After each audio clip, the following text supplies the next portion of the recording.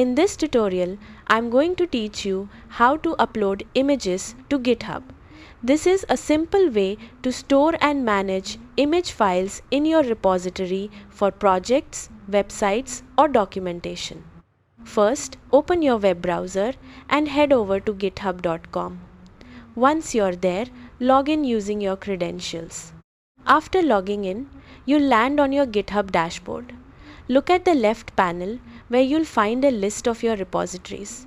Click on the repository where you want to upload your images. Once you're inside the repository, look near the top of the file list and click on Add File.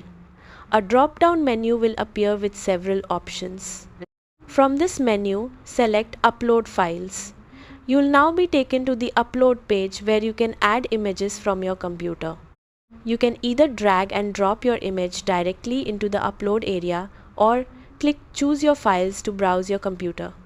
If you choose to browse, locate the image you want to upload, select it and click Open. Your image will now appear in the upload area ready to be added to the repository. Finally, scroll down and click Commit Changes. GitHub will upload the image and save it to your repository.